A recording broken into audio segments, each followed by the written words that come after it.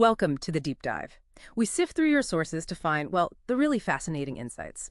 Today we're diving into Hindu mythology, specifically the epic story of Shiva's Tandava and the tragedy of Sati's death. We've got a rich set of narratives here, and our goal is to pull out the core meaning from this cosmic drama. Okay, let's get into it. Yeah, what's really striking is how something that seems, personal, a family conflict almost, it just blows up. It becomes this huge cosmic event.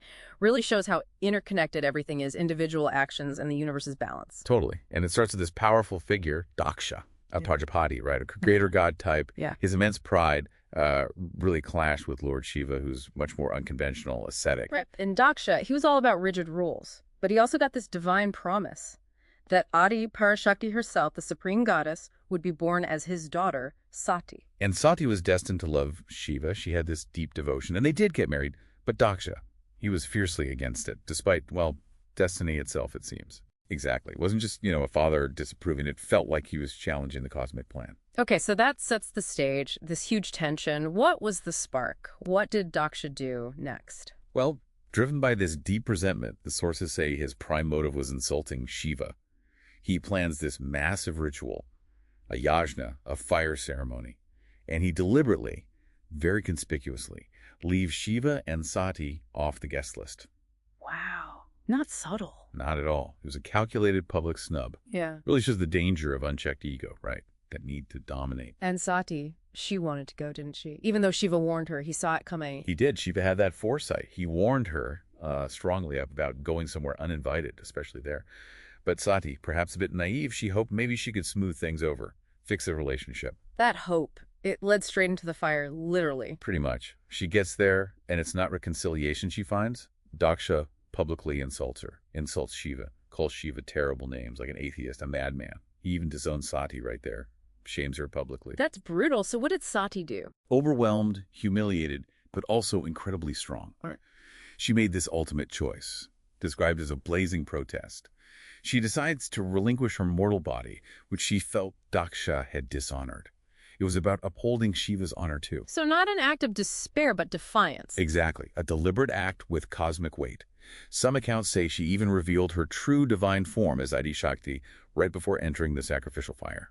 Self-Immolation as a statement. Okay, so news reaches Shiva. How does he react? I imagine not well. Not well is an understatement. Immediate cataclysmic reaction.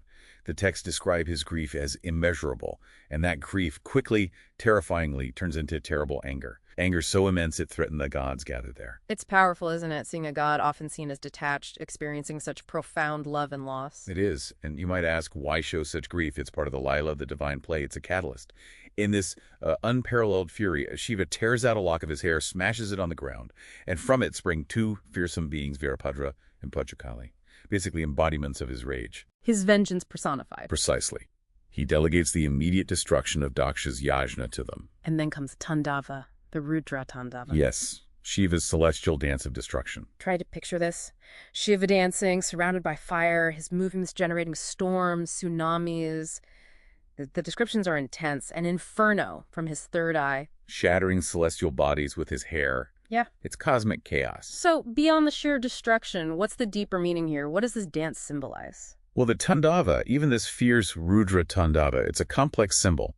It's not just destruction. It represents the cycle. Yeah. Creation, preservation, destruction, illusion, and grace. All at once. Constructive destruction. Kind of, yeah. It annihilates evil, like Daksha's pride. It dismantles illusions, and it clears the way for a new cycle. It's a release, yes, but also a necessary rebalancing. Cosmic equilibrium restored through fury. But this fury was threatening everything. How did it stop? As Shiva's dance risked universal annihilation, Lord Vishnu stepped in, a crucial intervention. He used his Sudarshana chakra, his discus, not to inflict more violence, but strategically. Yeah. He dismembered Sati's lifeless body, scattering the pieces across the land. That sounds incredibly violent too, though. It does, but the intent was compassionate, strategic.